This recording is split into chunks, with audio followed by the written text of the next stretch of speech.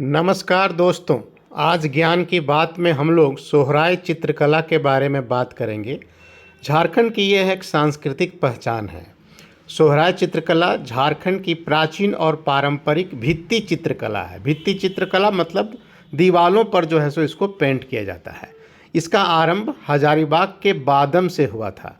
यह कला झारखंड की सांस्कृतिक धरोहर का प्रतीक है। इसको की गुफाओं में इसके हजारों वर्ष पुराने नमूने आज भी मौजूद हैं। इसे संरक्षण प्रदान करने में बादम के राजाओं की प्रमुख भूमिका रही थी। सोहराय चित्रकला का कुछ प्रमुख तथ्य हम लोग देखते हैं। जैसे इसका सब्जेक्ट क्या है, विषय वस्तु यह है कि इस कला में हाथी, बाघ, हिरन, मोर, मछली, पेड़ पौधे और अन्य प्राकृतिक तत्वों का चित्रण किया जाता है। चित्रकला प्रकृति तथा जनजातीय जीवन से प्रेरित होता है। दूसरा इसका तथ्य है रंग और सामग्री को लेकर के। इसमें रंगों का अगर प्रयोग देखें तो सफ़ेद, काला, पीला, लाल और हल्के नीले रंग का इसमें उपयोग होता है। जो भी रंग इसमें प्रयोग में लाया जाता है वह प्राकृतिक स्रोतों से ही तैयार किए जाते हैं। संरक्षण और पहचान के लिए हम लोग क्या देखते हैं तो इस कला को 2020 में जीआई टैग जो है वो प्राप्त हुआ है। बुलु इमाम जो एक फेमस व्यक्तित्व हैं, तो उन्होंने सोहराय चित्रकला को राष्ट्रीय और अंतर्राष्ट्रीय स्तर पर पहचान दिलाने में अपनी महत्वपूर्ण भूमिका निभाई है।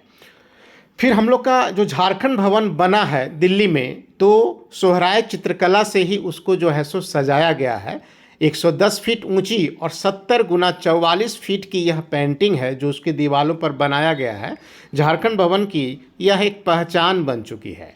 यह जो पेंटिंग किया गया है झारखंड भवन में, तो उसके मुख्य जो कलाकार हैं उनका नाम है रांची के, ये हैं धनंजय कुमार, है ना। धनंजय कुमार के द्वारा जो है सो झारखंड भवन में को जो है सोहराय पेंटिंग से सजाया गया है ना।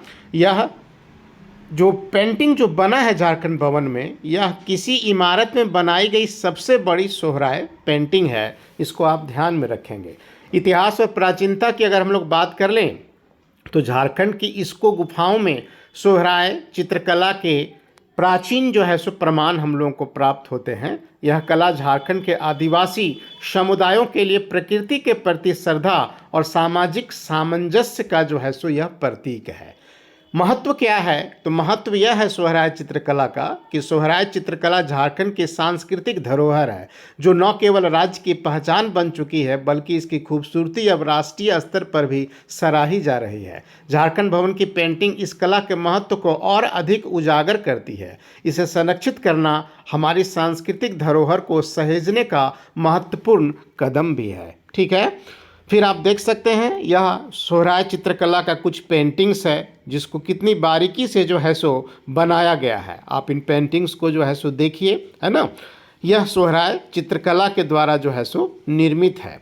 फिर ये झारखंड भवन का जो चित्र है, दिल्ली का झारखंड भवन जो बना है, आप देखिए उसका फ्रंट की जो दीवार जो हैं कितने सुंदर ढंग से जो है सो इसमें पेंटिंग किया गया है। ठीक है। अब अगर सोहराय चित्रकला की बात करें तो किन किन चीज़ों को हम लोगों को ध्यान में रखना चाहिए। तो सबसे पहले नंबर 1, सोहराय चित्रकला झारखंड की एक पारंपरिक जनजातीय कला है जो खास तौर पर सोहराय पर्व के अवसर पर बनाई जाती है। यह कला झारखंड की सांस्कृतिक पहचान का प्रतीक है और मुख्य रूप से संथाल, मुंडा, उरांव जैसे जनजातीय समुदायों में यह प्रचलित है। नंबर 2, सोहराय चित्रकला का नाम सोहराय पर्व से जुड़ा है जो फसल कटाई के बाद मनाया जाने वाला पर्व है। नंबर 3, इस कला के माध्यम से ग्रामीण महिलाएं अपनी खुशी और प्रकृति के प्रति आभार प्रकट करती हैं। चौथा नंबर, यह कला दीवालों और घरों की सजावट में जो है सो प्रचलित है।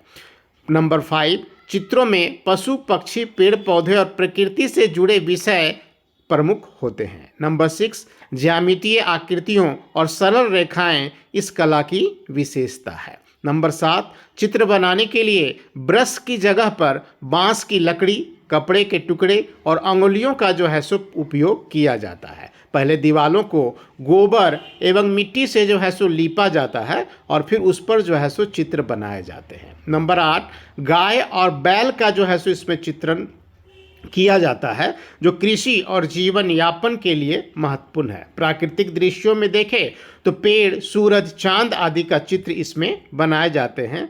और जो जनजातीय जो जीवन शैली है, उत्सव, नृत्य, देवी देवताओं के जो चित्र हैं वो इसमें पेंटिंग किया जाता है। नंबर 9 में अगर देखें तो इस कला को मुख्य रूप से महिलाएं बनाती हैं जो उनके सृजनात्मकता एवं सामूहिकता का परिचय देती है। नंबर 10 अगर देखें तो हजारीबाग स्कूल ऑफ आर्ट्स और कुछ गैर सरकारी संगठनों ने इसे बढ़ावा देने में अपनी महत्वपूर्ण भूमिका निभाई है। नंबर 11 अगर देखें तो अब यह कला कपड़ों, कागज और अन्य उत्पादों पर भी उकेरी जाने लगी है, जिससे यह व्यावसायिक रूप से भी महत्वपूर्ण बन गई है। तो आज इतना ही। नेक्स्ट वीडियो में हम लोग फिर मिलते हैं। धन्यवाद।